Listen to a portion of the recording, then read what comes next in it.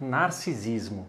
Todos nós temos fantasias de sucesso, de fama, nós sonhamos em ser alguém especial e todos nós conhecemos pessoas que, entre aspas, se acham muito, né? Que exageram aí os seus feitos, que são um pouco arrogantes às vezes e nós costumamos dizer que tal pessoa é mais ou menos narcisista.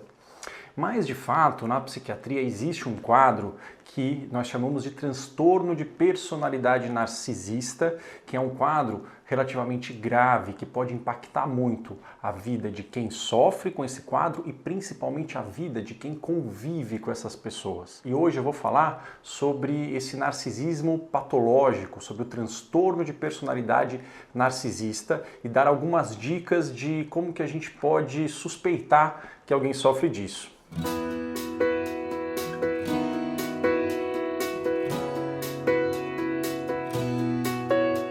Eu sou Marco Antônio Abud, médico psiquiatra pela Universidade de São Paulo e diretor do Centro Ibirapuera de Neurociência. Bem-vindo ao canal Saúde da Mente. Como eu falei no início, é normal que nós tenhamos um desejo de sermos especiais, de sermos reconhecidos, que nós tenhamos um afeto especial pelas nossas conquistas, né? Que nós necessitemos de admiração, não tem nada de errado nisso. E também não tem nada de errado que as outras pessoas com quem a gente conviva também tenham esse desejo. Mas até 6,2% da população, ou seja, em torno de 6 a 7%, apresentam uma forma grave de narcisismo, que nós chamamos de transtorno de personalidade narcisista. Os transtornos de personalidade, de uma forma muito geral, são quadros que podem ser diagnosticados somente após os 18 anos, que tem a ver com traços relativamente constantes da personalidade de uma pessoa e que são traços inflexíveis, ou seja, que não mudam de ambiente para ambiente. E existe um autor muito antigo na psiquiatria que fala que os transtornos de personalidade têm uma característica marcante.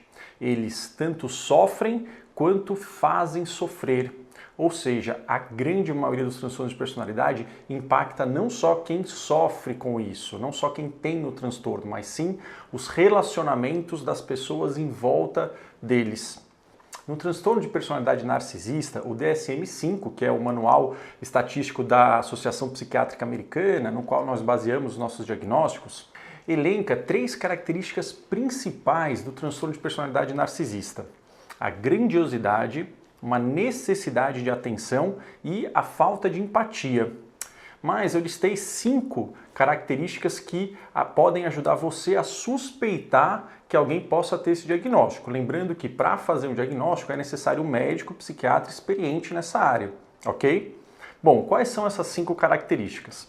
A primeira são pessoas que costumam exagerar os próprios feitos. Isso tem a ver com aquelas 2 características que eu falei antes.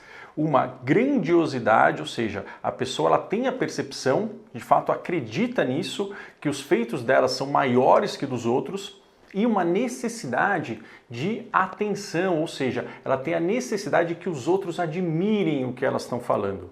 Então, exagerar os próprios feitos. Número 2, são pessoas que acreditam que os outros têm inveja dele ou inveja dela.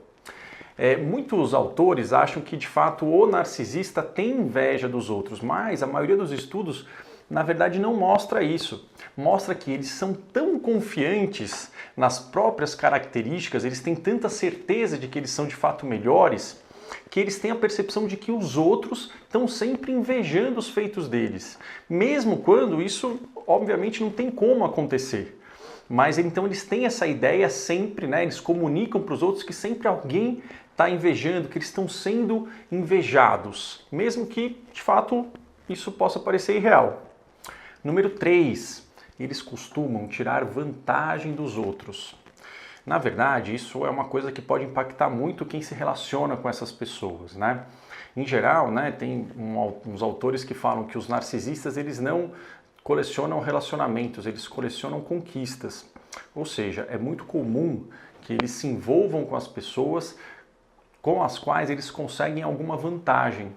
Então, no relacionamento com uma pessoa narcisista, se observa que o outro está sempre fazendo vontades ou se esforçando para atender desejos do narcisista, enquanto que a pessoa que tem o transtorno de personalidade narcisista não se esforça ou ela não dá esse feedback em momento algum. É claro que em toda relação sempre vai ter, né, uma parte onde a gente cede, uma parte onde a gente gostaria que o outro cedesse, mas essas pessoas nunca cedem e as relações elas sempre têm um objetivo de uma vantagem pessoal. Número 4, uma falta de empatia. Em muitos estudos mostrando que pacientes com transtorno de personalidade narcisista, quando eles veem outras pessoas passando por sofrimento, eles não se sentem mal, eles não sentem uma empatia, eles não percebem esse sofrimento do outro como algo desagradável, eles ficam neutros. Então, uma pessoa que não se incomoda com o sofrimento alheio ou com situações nas quais os outros estão passando por dificuldades, é o indício de que existe uma falta de empatia e isso é comum em pessoas que têm esse narcisismo patológico. E 5, são pessoas que não lidam bem com críticas. Normalmente, quem tem esse diagnóstico costuma ser muito crítico com os outros. Vê os defeitos, às vezes pequenas falhas, está sempre reparando e apontando, só que quando a pessoa recebe uma crítica, eles se tornam muito defensivos e muito irritados. Eles começam sempre a justificar e atacar quem está fazendo essa crítica, mesmo que seja uma crítica construtiva, mesmo que seja uma sugestão de melhora.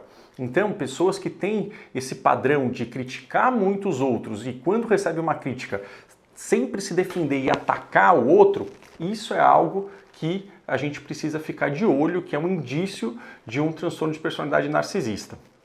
O diagnóstico, como eu falei, é algo que precisa de um médico experiente e dificilmente essas pessoas vão procurar ajuda sozinhas por conta desse diagnóstico. Normalmente eles podem procurar por um transtorno de humor, por um problema relacionado a álcool e drogas, ou porque outras pessoas estão, de fato, falando para ele está tendo prejuízos no dia a dia devido a esse comportamento.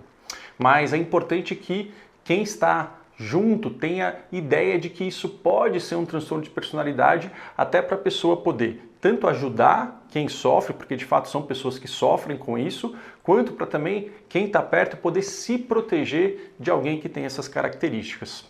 Ok? Bom, espero que vocês tenham gostado do vídeo. Tem muitas coisas para a gente falar sobre personalidade e nós vamos continuar falando disso nos próximos vídeos aqui no canal. Eu peço que, se vocês gostaram, deixem o seu like, se inscrevam no canal e deixem os seus comentários aqui embaixo do vídeo, ok? Um forte abraço para vocês e nos vemos no próximo vídeo. Um abraço, até, tchau, tchau.